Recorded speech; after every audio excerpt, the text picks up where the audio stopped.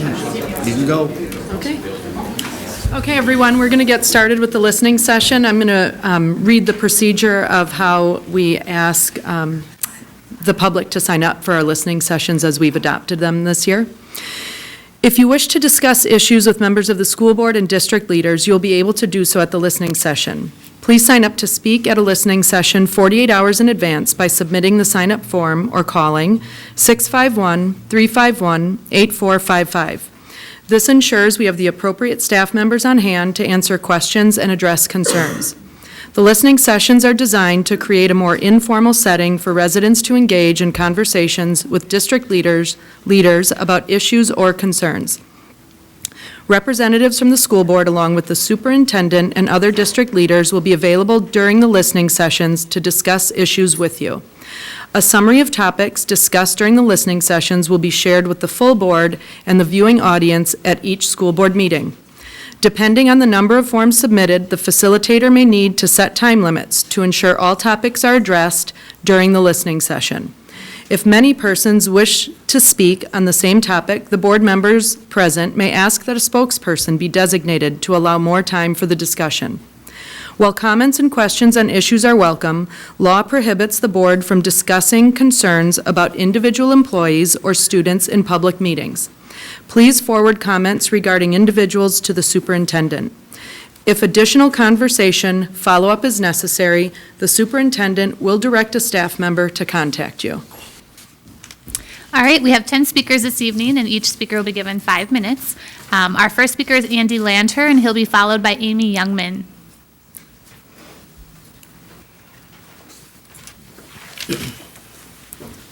Gosh, I thought I'd only have about 2 minutes, so it might be shorter than I thought.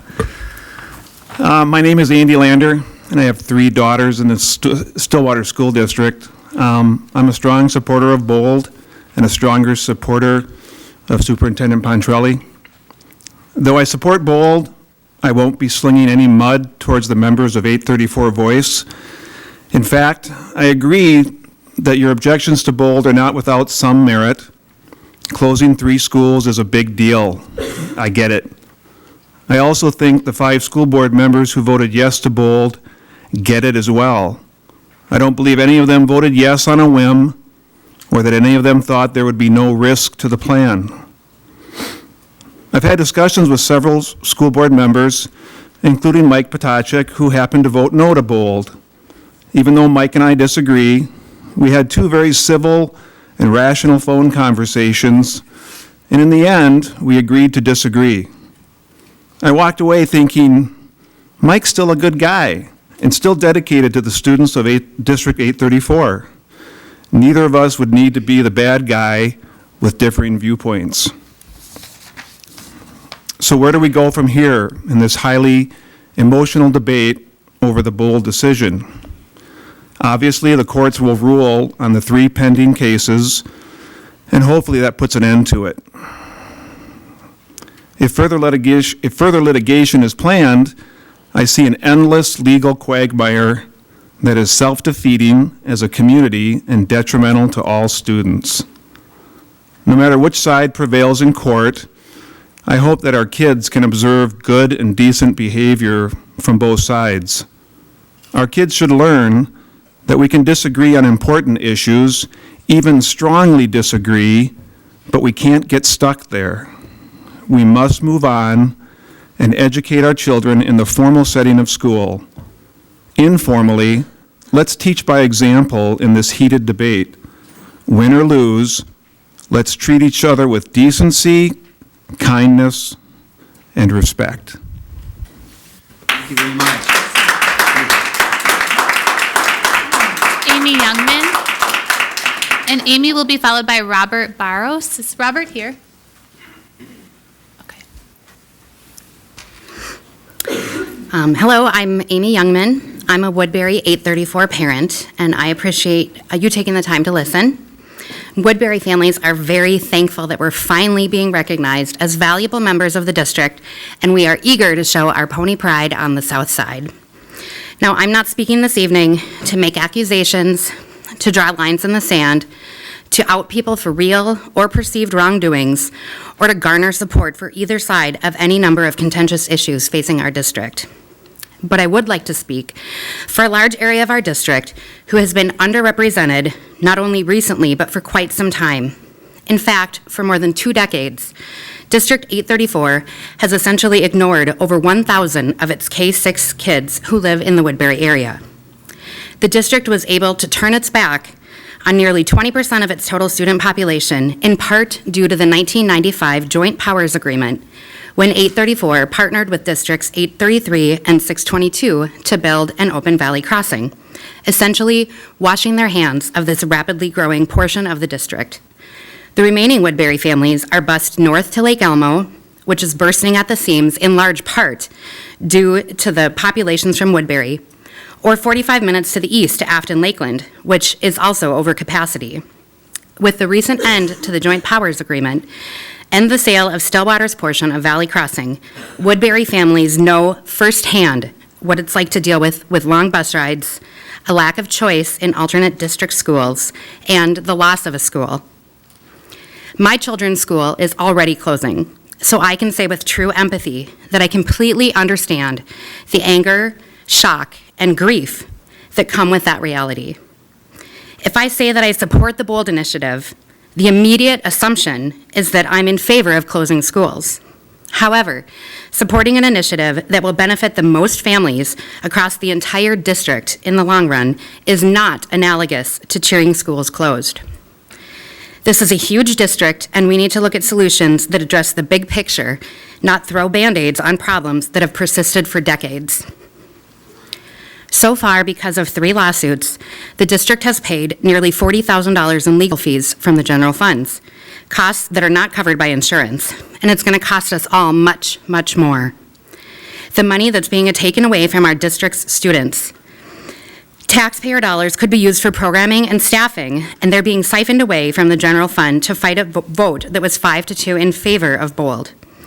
This vote was by the very board members that we, the family members of District 834, elected. I doubt that members of the board took the BOLD vote lightly, whether they voted for or against BOLD. I doubt that they were acting only on information they got in the months before the vote, but on years of information and experience. Board members are elected to represent all families in the district. Their duty is to look beyond where they live, where their children attend school, or where pressure is coming from, and consider the larger community as a whole. With this said, I appreciate the efforts of our administration and the school board in righting the wrongs of their predecessors and in right-sizing the district, something that should have been done more than 2 decades ago. The district has learned from past mistakes and is using that wisdom to create a better future. And isn't that what this is really all about? The district's future and all of our children's futures? I implore all of us to try to find common ground and to move forward intelligently and respectfully without personal attacks and public shaming for the interest and well-being of all of our children. Thank you. Robert. Is Robert Barros here? No Robert? Okay, we'll hold Robert Barros for later. So Jenna Weiss, and then she'll be followed by Dee Dee Armstrong.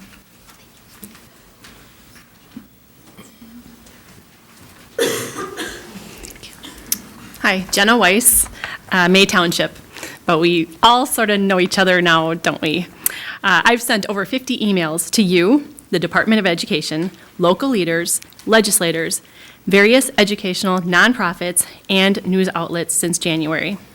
My letters to you were respectful, but they were pleading letters, begging for compromise, asking for dialogue, hoping I could make you understand how hurtful BOLD was going to be for Stillwater. I assembled the business list because I was quite certain that when you saw the vast majority questioning BOLD, you would reconsider, take a step back, and find a better way forward.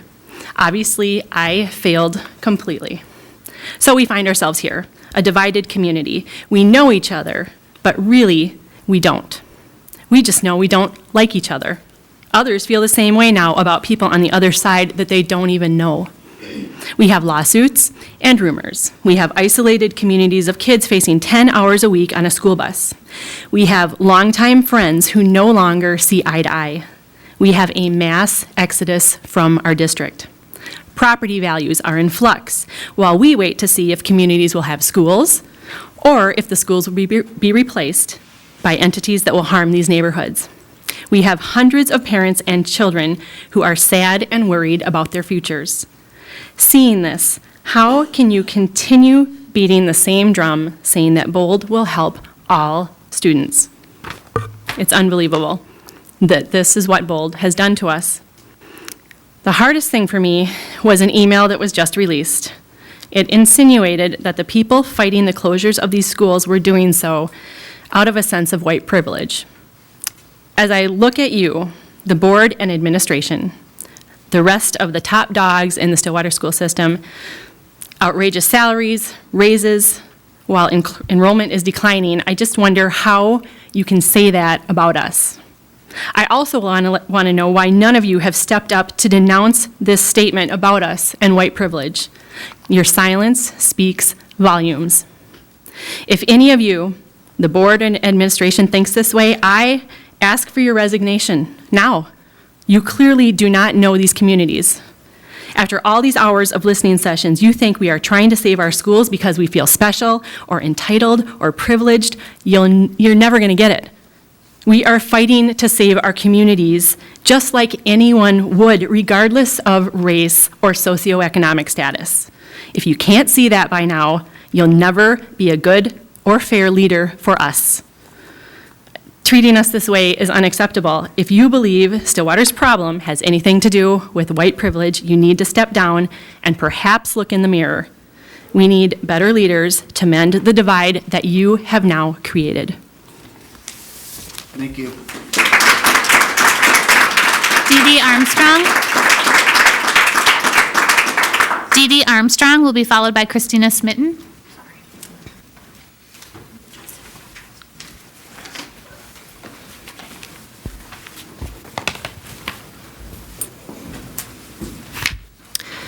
Dee Dee Armstrong, Afton. We've all been across the table from each other before. You know my name, and I know all of yours. You also know that I use illustrations to point out the truths that I see. I brought Coca-Cola to you all to illustrate what happens when an entity believes that they know best what their customers want. Today I'd like to tell another tale. It's a historic tale, and you know the saying, those that don't learn from history are doomed to repeat it. Remember the American Revolution. In the late 1700s, the Kingdom of Great Britain was all-powerful, mighty, feared, vast. Most of the details are already known to all of us. The Americans had had enough of a too powerful, overreaching British rule. They rebelled. We earned our independence from the mighty, tyrannical, overbearing kingdom because the British foolhardily believed that their power would go unchecked. They thought their rule would go unchallenged. They were beaten by a ragtag group of soldiers in a very engaged citizenry. The ragtag army used guerrilla tactics. They employed spies. They used the power of the press and the pen, and they banded together against a too powerful government. Oh, I should mention that King George also was told by his advisors, which are consultants, that the British Empire would stand and keep it all. We know that didn't end well for them. Britain's hubris cost them dearly. Why should this matter now? Because 834 is full of hubris, and it believes it's all powerful. You've called in the consultants, DMC, and I don't know if either one of you two have looked into DMC and the carnage they have left behind in other districts across this nation, but it's appalling, and it does nothing but pad their bottom line. It doesn't produce results for the district, and we're spending money on them, and we're getting our advice from them. The schooling system, and particularly this district, is dead wrong to believe that you can keep doing things and that you will prevail doing them as you've always done. History teaches us that won't work. In today's political climate, you see that people no longer will stand to be shut out of government. We refuse to sit down because our leaders know better than we do. We're more connected. We can communicate to the masses quickly and efficiently. So I want to remind you, I'm Dee Dee Armstrong, and I live in Afton. I actually live in this district, I pay taxes in this district, and I vote in this district. I say that because this board has decided that we can be willy-nilly about the rules of these listening sessions. Most times you require people to state their names and where they live, unless they're the adult children of people who work for the district. For the rest of us, we need to tell you the information. Most of the time you want the speakers to live in this district or have some ties to the district, unless they're the sister friends of board members who cry dramatically and on demand. You want us to abide by your measly few minutes of listening session and claim it's a dialogue? Unless, of course, you don't like our tone or our tenor, and then you cut us off, or you give bonus time to the people who are crying or are in support of what the district is saying. Here's the deal. I'm done being nice. I'm done being Minnesota nice. I'm done giving you Coca-Cola. I'm done thinking that you're listening. You all in leadership have drawn a spotlight on yourselves. Contracts are awarded that don't even come close to passing the smell test, that allow for personal gain in awarding of the contracts. You apply rules willy-nilly, not even coming close to actually examining facts. You're cutting student services while giving directors raises. You're citing equity while calling certain schools artsy and farmers. You brought this on yourselves. It's time to dump the charades. Quit pretending you're listening. Quit telling us half-truths and outright lies. Quit the drama. Dump your consultants, talk to districts who are flourishing, quit seeking out your almighty dollars from grants from people who don't have our best interest at heart. And citizens who are here listening, it's time you rise up. Rise up for your children, rise up for the district. It's time to rise up. Christina Smitten. Christina Smitten will be followed by Terry Nelson.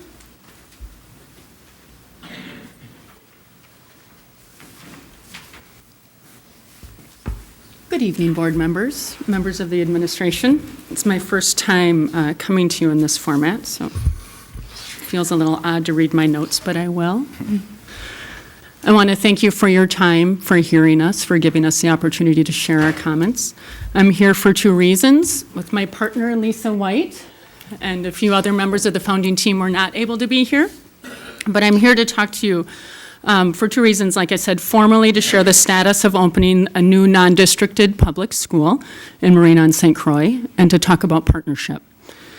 After literally decades of discussion, a group of community members formally started the process last summer to open a non-districted public school in Marine, or a charter.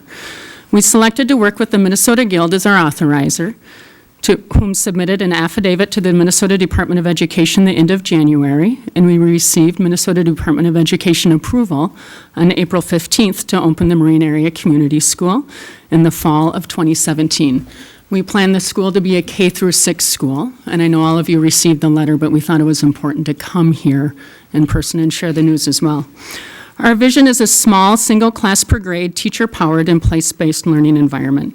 The educational philosophies of an engaged student population taught with a foundation of curriculum that is enriched with civic-based contextualized learning. The Marine Area Community School will be highly innovative and a unique learning environment incorporating the arts, science, history, and civic involvement. And we are eager to create a high-performing educational laboratory from which traditional public schools can learn. As demonstrated in meetings, the second reason I'm here, as demonstrated in meetings with Superintendent Pontrelli in the fall, even before we went to the community and shared our ideas, we have a strong desire to not only collaborate with the district, but truly partner as we navigate this path. We believe this to be mutually beneficial for the future Marine Area Community School as well as for the district. We believe it'll be both financially and educationally beneficial. Our aim is not to drain the district of resources, but to enhance the district by offering a choice to community members that the district, nor candidly other traditional schools, is able to provide currently in the school community. Our financial benefits that we hope to possibly bring to the district is we're considering alternatives for several of the services that the state law requires a district to provide to charter schools within its district. Educationally, there will be opportunities to learn and gain from the success and challenges of our educational model. Number 2, through collaboration of learning opportunities. 3rd, in peer-to-peer professional development and sharing. And 4, if we're able to partner, the opportunity for our students to be future Stillwater ponies and for the district to win back the community of Marine. We believe that with or without the district's cooperation, there will be strong support and demand for this school over the long haul. Some may doubt our success, but those in the board and in the district that know the Marine community and the rich tradition and commitment of education, I expect, have no doubt on what we will be able to accomplish in our little town. Why am I coming here now? Again, 2 reasons. Imperative to more formally than email provide an update to the board regarding the Department of Ed approval. And 2 is that if our common goal is truly the best education for our children, then the decision to work together should be an easy one. Rather than waiting for us to come to the district, we hope that the district will come to us and ask questions, share ideas, and offer opportunities to collaborate. Quite frankly, we're not going to keep asking years down the road to partner. We've been doing that a long time. We're not going to keep doing it. If we're in this together for the long haul, we want the district to have a seat at the table now in the planning phase and not after we have filled our school and fully established our educational programming, delivery, and evaluation systems. At that point, our relationship will be contractual. If you want to be with us, we need to sit together now.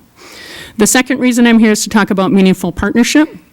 We have a community meeting on Saturday. It's our first one since December, since before the district announced that it proposed to close Marine Elementary School. We expect to pack the church. So far, we've appreciated the opportunity to meet with Ms. Pontrelli and keep her apprised of our activities. She's been very responsive, and we've enjoyed the opportunity to connect with her about our plans, but honestly, we all know cordial meetings together is not a commitment. We're looking for more than the opportunity to have a meeting. The founding team in the city, well before the legal proceeding, asked to partner with the district. Specifically, the district said it will sell the property, and the city has asked for dialogue and information without response. To the city of Marine, it's about the long-term use of a significant piece of property in the heart of the town and about a long-term agreement to work with the city should there be a transaction related to the property. I challenge the assertion that any conversation regarding property interest is out of line with the stay that's on right now. And regardless, there are many, many topics of conversation regarding a new school opening within the district worthy of discussing beyond the facility. The decision to halt any discussion that we've invited board members to have, whether it's, disregarding the facility piece of it, we're opening a school in your district. It would be nice to be able to dialogue about what that means to all of you. And it feels opportunistic that the stay is the reason why you can't dialogue about anything.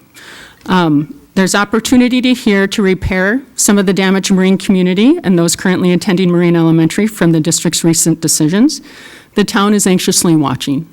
We're watching for your partnership. We're watching for your involvement. I understand I'm out of time. On Saturday, I'm going to be going to the community.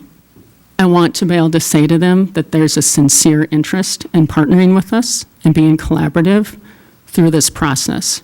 Right now, I don't have it. I ask for your input. Well, I think it's important you understand that we're not the ones that are directing the stay. That is the lawyer from Voice 834.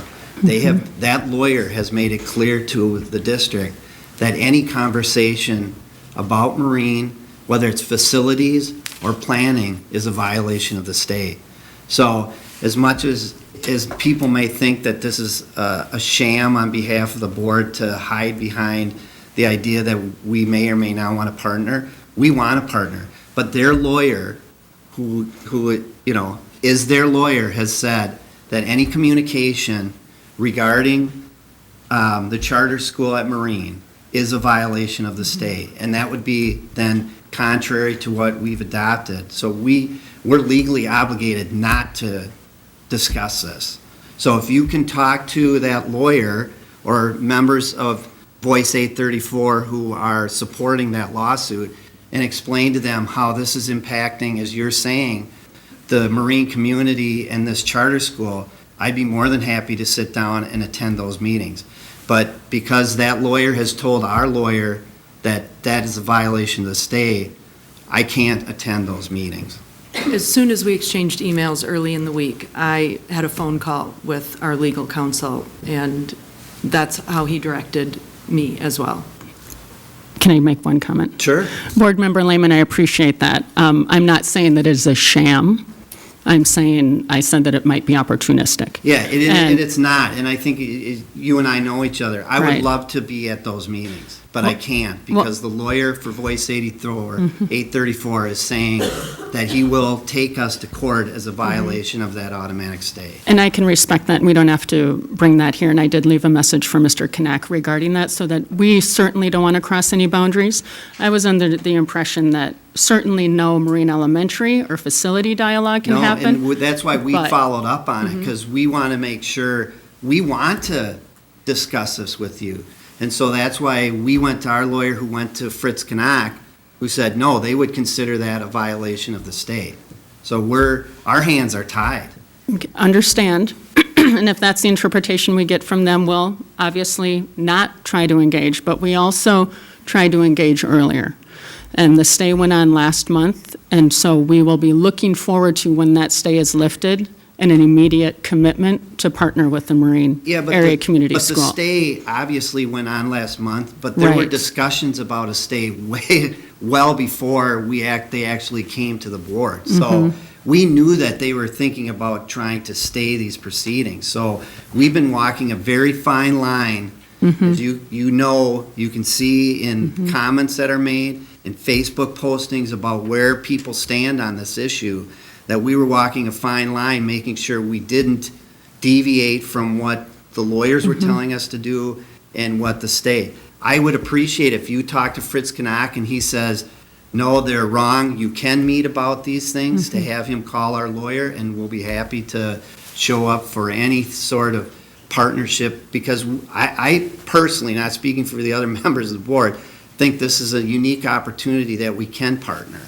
But because of where I'm at as a fiduciary responsibility to this board in this district, and their lawyer is saying, no, I'm not going to violate that until he says we can. I respect that, and we'll ask for that clarification. Perfect. And we do feel that this could be a good opportunity. I agree. For the district, and we do agree. want to partner and collaborate. I agree. Thank you for your You time. bet. Terry Nelson. Terry Nelson will be followed by Clayton Heimke.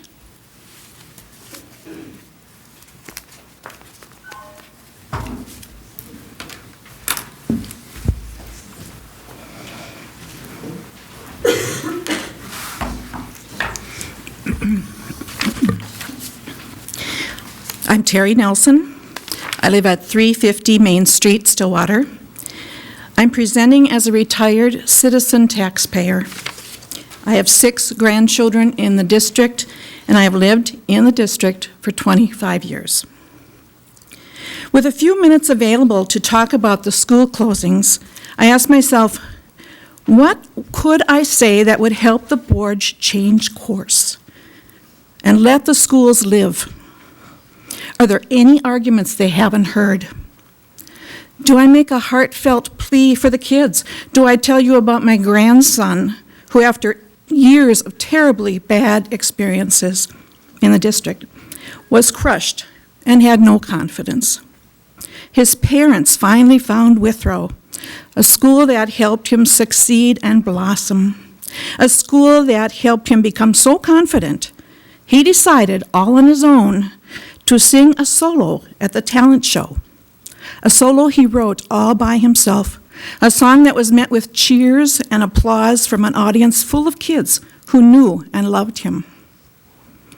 Many, many kids are like my grandson, and they need a school like Withrow. My other grandson thrives at Stonebridge. Different kids need different types of schools. Do I take a logical approach, explaining, as many others have, the questionable idea that closing the schools will save money? Citizens much more qualified than I, CFOs, accountants, MBAs, former administrators, and so on, have researched this and have explained their solutions to the board. Did the board pay attention to these citizens, these experts? Apparently not. Do I approach you with common sense, asking such questions as, how can you think of closing award-winning schools? Schools are the lifeblood of Marine and Withrow. Losing them would severely, negatively affect all our communities, making them less prosperous and, even worse, less alive.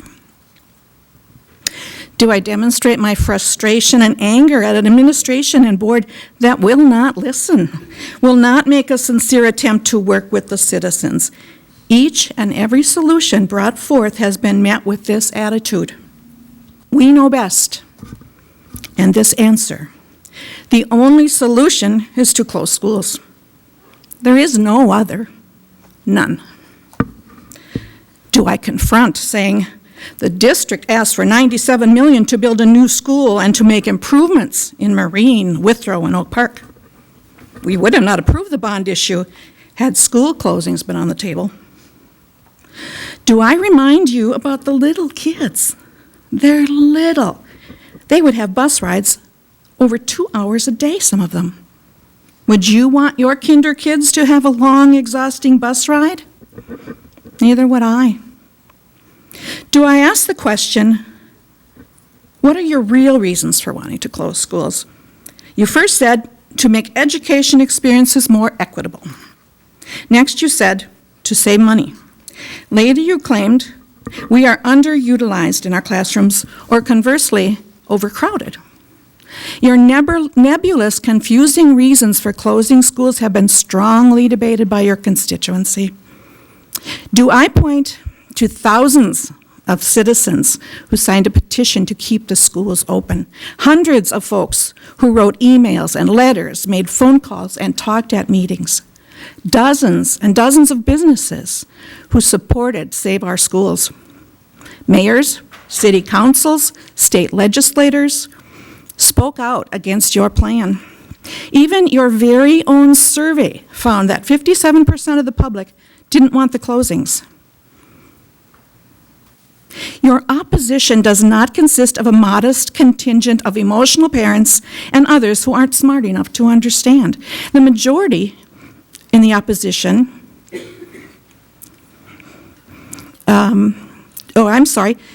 to infer that the opposition, the support of both is in the majority, is disingenuous at best and untruthful at worst. So how do I approach you?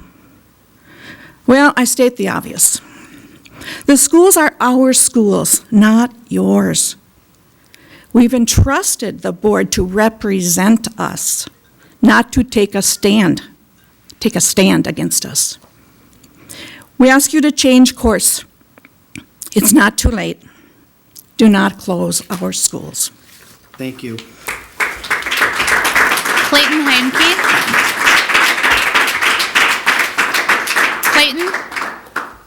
Clayton Heimke. Song. He's there. Oh. Clayton will be followed by Sandy Hayner. Sorry, trying to get to my page. That came up quickly.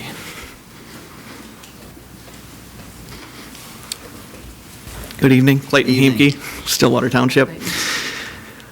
As you know, you've been on a little bit of an email string with me about the boundaries, and I live in sections 8B, A, B, and C, and is it safe to assume you guys know where 8A, B, and C are in part of the later move? Okay, thanks. So like many parents of this area, 8A, B, and C, that are proposed to have their children removed from their existing Withrow cohort, I'm very frustrated. I represent one of 23 affected children that would move from their Withrow cohort over to Stonebridge, away from the other kids that would go to Rutherford. We've had an ongoing dialogue. To this point, I haven't really seen an adequate reasoning for me to be able to understand why these children were removed. At one point, I was told it was busing costs. They played a role in running into Ben Davis before the last listening session. He said that buses would be coming from the north for either school, and it shouldn't affect the decision. He told me he wasn't at any of the later meetings when this decision was discussed. It was also said that the shift in the boundary was made because some parents wrote in noting that they used to be in the Stonebridge boundary in 2011. I have a hard time with that point when none of the children that will be in Stonebridge in 2017 would have been kindergartners in 2011 at Stonebridge. In one meeting, it was stated that the numbers weren't significant regarding the number of kids moving. Well, I understand that, and it didn't affect capacities. At some point, the effect of the children plays an impact. See, if 23 children are moving from Withrow to another school with 19 to 21 classrooms, they have a 90% chance or greater of not knowing anyone in their classes, much less one or two or three familiar faces. There is still other significance in the numbers. When you push more and more kids outside of their cohort, you're increasing the alternate enrollment applications and creating other issues. Instead of having 5 students The 5 students that currently alternate enroll into Stonebridge apply for that. Now you have 23, potentially 23 children applying to alternate enroll back to Rutherford. This doesn't take into the account the children that are already alternate enrolled into Withrow that may also want to be going back to Rutherford. It doesn't take into account, and those kids get moved further down the list. Additionally, that's easy for me to say. Additionally, if busing goes away, as has been proposed, now we have 20 cars for 23 more children. I don't know how many of them have 2 or 3 kids in those cars, moving through the Rutherford parking lot twice a day, instead of having 5 vehicles for 5 children moving through Stonebridge. Every decision has consequences, unintended or otherwise. I realize the boundary committee had a ton of information to look at. This was one of the last 2 changes made after everything was done in a standalone meeting. Were they informed of the negative impact that this would have on the 23 that currently go to Withrow? I don't think so. I believe the committee worked very hard. What I do wonder is if the parents of the 5 children that are alternate enrolled wanted to move their children to Stonebridge to make it easier. I can't fault them for that. I may have done the same. But I'm trying to understand why this request would be granted if there's 23 other students that have been affected by this change for the benefit of possibly 5. I'd ask you to dig into some of these points before you vote this evening. From what I've found, these answers have not been provided, and I don't know how they will be provided without getting further information. If that is the case, I would ask you to amend the boundaries to keep these children of areas 8A, B, and C back in their cohorts, or ask for a little more time to do this. And I realize that's a big ask when we're talking about the boundary and we're talking about the entire district. But at some point, it just feels like I'm sitting here living the death of 1,000 paper cuts. It's why I reached out to you guys. I've tried to be sincere through this process, but I'm not seeing the answers.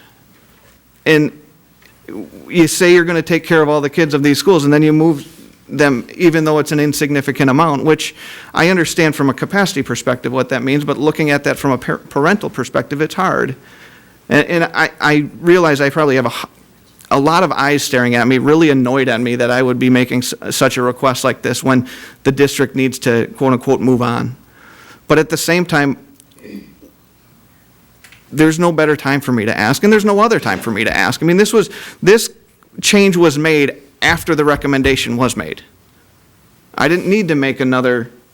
2B was already presented, and then it became 2B amended after the fact. And that's hard, because it didn't give me a chance. So then all of a sudden, I don't have a chance. Sorry, we have no more meetings, is what I was told. So I would just appreciate if there's more dialogue about that, and it would become a greater conversation. Thank you. Sandy Hayner. And Sandy Hayner will be followed by Kiva Scher-Nelson.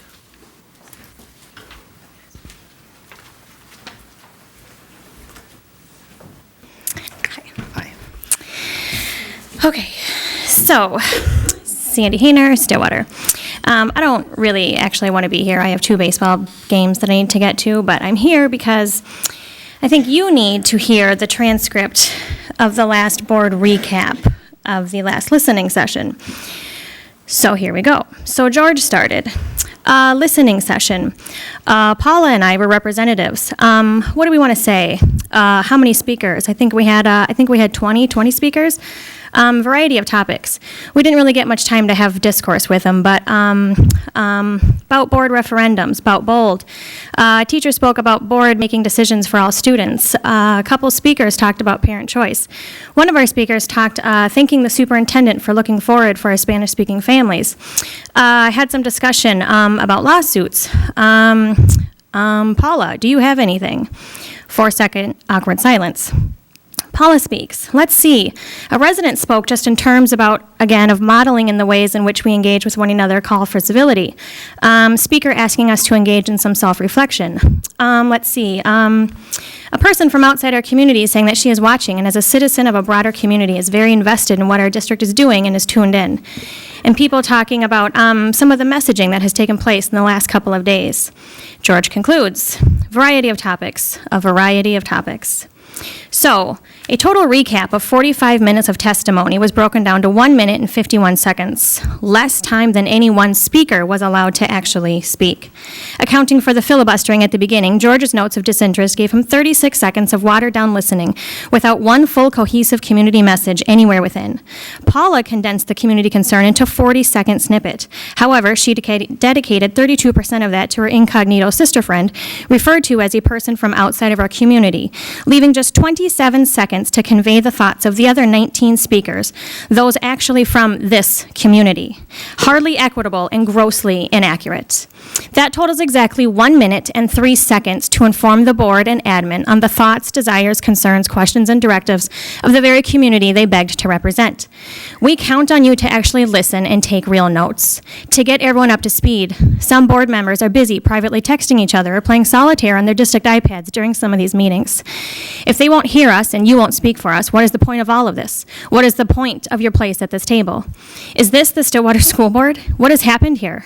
After that display of disregard, not one board member asked for any clarification nor elaboration on any of their cryptic or broken messages. Why? I was told the listening session was to enhance community conversation. Who's falling for this?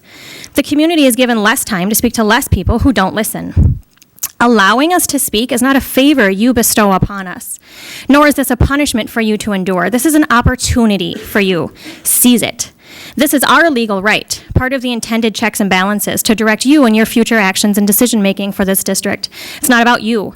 It's about you serving us, doing the job you applied for, and keeping the promises you made. Our input should not be tossed off as an afterthought. It's clearly not working. How long will you allow this to continue? How long before you see what's in front of you and stop trying to manipulate it? What was that Emid quote? This is what happens when the good work of equity pushes against white privilege. That's what you think this is about? That's the story that you're going to run with? Privileged how? Are you referring to the privilege of being repeatedly ignored, systematically gaslighted, purposely misrepresented, blindly robbed, and utterly disrespected? It seems that there are approved victims in this scenario, and clearly duped voters, diligent taxpayers, families and friends of over 800 displaced children, rank significantly lower than teary-eyed board members with hurt feelings and seemingly no sense of accountability. The reality? The privileged few around here and there are the select members of the board and admin. They have the privilege of ignoring their own policies, skirting laws, disrespecting their bosses, making up their own facts as they go along. They have the privilege of financially benefiting from categorically unethical conflicts of interest. They have the privilege of job security while teachers have unsigned contracts dangling over their heads. They have the privilege of lamenting into the echo chambers of DMC and EMID to complain that people are angry with them. They have the privilege of pretending that the giant crack running through this district, swallowing up communities, friendships, and children doesn't lie at their feet. Before you chalk up 85% of your district as white privilege and therefore inherently against equity, you might want to take a look at your own board or maybe hear our stories. That narrative holds no water here. When you set out to do business with a money pit failing organizations that would advise you to deceive and insult your own community, prepare for the lively pushback. This all started out as dissatisfaction with Bold, but you've really opened up a can here. One would say we're even very closely watching these charades under a new, incredibly clear and microscopic lens. So we'll see you around. But before I leave, I never got an answer to my question last time. This listening session is in violation of the policy that you currently have in place. So when the board breaks policy, who do we hold accountable? Well, it's not in violation of our policy. We adopted that we would try this. And I think the other thing I think that it's really important that people understand is you synthesize what we said at the board meeting, but every board member is here and listens to these listening sessions. So then why don't we just do the 5 minutes talking at the end of the meeting if we're going to talk to all of them anyway? We have this kind of dialogue. And so the only person that wasn't here was Amy Burback, who was out of town. But to say that we just did 27 seconds, every single board member was here yesterday and heard the 45 minutes of what was said. Right, but we speak with our backs to them, and so I just still feel like that's not a very good clarification. And when other people are busy, I don't know, playing card games on iPads, they probably miss some of our finer points. But they're here listening. I don't know who's playing card games, but No I'm idea. just saying that what you said at the board meeting is a synopsis, which will be a synopsis, I That- think I'm giving it you- tonight. That's a synopsis. Like, you would type But- that up and give it to someone and be But- like, that's a good But we're all synopsis. here listening. We all hear what you said. We all heard the 10 speakers that spoke tonight. And but that's what it's broken down to, though, is what I'm saying. know, All of because those we messages can't- that people agonize over and spend all night writing up just to get an email the morning of that says, by the way, just so you know, you only have 2 minutes. We knew that, 36 hours ago, but we're just going to tell you that now. So then they have to craft everything to get as many words into a tiny little, in 1 minute and 3 seconds is what 20 people's words But that's my come down point. It to. wasn't 1 minute and 3 seconds. We were all here. We were here for Okay. 45 minutes. So during we're the just going to listening. disagree on that, but what I'm saying is this listening session, if you're having this what would you like to discussion, see? I I'm mean, talking, I'm I'll tell always- you Okay, right now. perfect. So you have your policy on review, right? The 5 minutes speaking after the meetings, that's under review so that you can try this to see how it works. Right. So what I am saying is that the majority of us think that this sucks and that it doesn't work. Okay, So what as a would you board like to member, I just see? want you to know, to change it back. So to have you come up in front and we can't say anything, but Well, we'll let's able to- be honest. When you give somebody 2 minutes, there's little time to actually engage with you.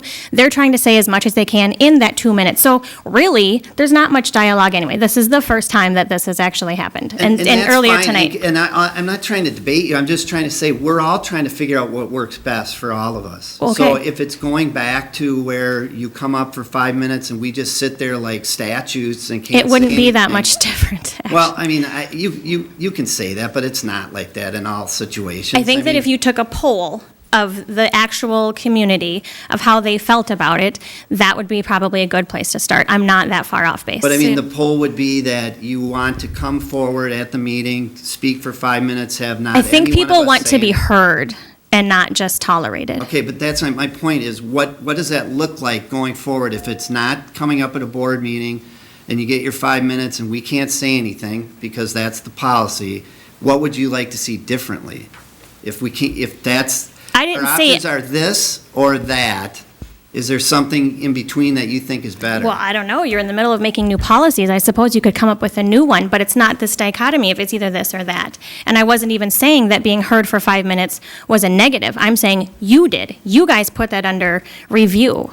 We didn't. No, And so- what we said was we couldn't dialogue with people the way we had. Right. So let's just watch all the videos of all the listening sessions and see how much dialogue took place. And then we can say, oh, I guess that actually didn't really happen. So maybe this little policy pilot system didn't really work out the way that we had intended. I'm not saying you didn't have some sort of intention at the beginning, but it's not happening because too many people want to be heard and there's not enough time to do this. Sandy, just to give you a little history, the board had a conversation in July to do this, well before. Right, I mean, heard, and it it's- started in October. Yeah, I know. Do you mind if Go ahead. I finish? If you had been to some of the early listening sessions, sometimes there were 2 or 3 speakers, and there was substantial dialogue on some music issues and some concerns over health pairs and meeting mental health issues. But as the number of speakers grew, we had already committed to this, and there was a discussion, do we go back? And we felt, no, when you change something, you change it for the period of time you've adopted it for, and we just simply could not anticipate what some of the issues that were going to come before us were. But we committed to this for a year, and that's why we decided to stick with it. So those who had already gone through the change didn't feel like, well, they're going back because of a single issue, of a particular issue. Right. So I guess I would suggest that you be more flexible and not make a decision and stick with it for a year without having community input on whether that's working for them. Okay. That would just Thank you. be my suggestion. Thank you. Thank you. Kiva? And has Robert Barros arrived? Is Robert here? Okay, just want to give him one more chance. Go ahead, Kiva. I really don't want to be up here. But our numbers are dwindling, and if we don't come up here, then eventually. Okay. I've pretty much spoken at every listening session, every public hearing, and I'm sure you're about as sick of hearing me speak as I am sick of talking to you. But here it goes. Lately, there's been a lot of talk on Facebook around the district about race, racism, privilege, and I wanted to address that. But first, I want to quickly share a few things about myself for context. I grew up in the northeastern United States. When I was 11 years old, we moved to a town where many of the people were actual descendants of the Pilgrims, and they were very proud of their heritage. Everyone was white and blonde, and most people were Protestant. In junior high, I experienced bullying based on my Jewish heritage and appearance. It started with swastikas being drawn in Sharpie on my desk, on my locker. One boy in particular would draw Nazi propaganda cartoons in his notebook and ask me if it made me all warm inside. He especially liked talking about gas chambers when we were on the school bus. That boy is the first and the last person I've ever punched. So that experience has always stayed with me and made me learn to be a fighter. My parents were teachers for 25 years in some of the poorest and most diverse neighborhoods in Brooklyn, New York. I'm the first generation that was not raised in the projects there. I don't have a large family, just a few descendants of the refugees who happened to leave Poland at the right time. It obviously didn't go well for everyone that stayed behind. From the age of 15, I've marched on Washington for peace, for civil rights, and women's rights. I have kept fighting not only for myself, but for others.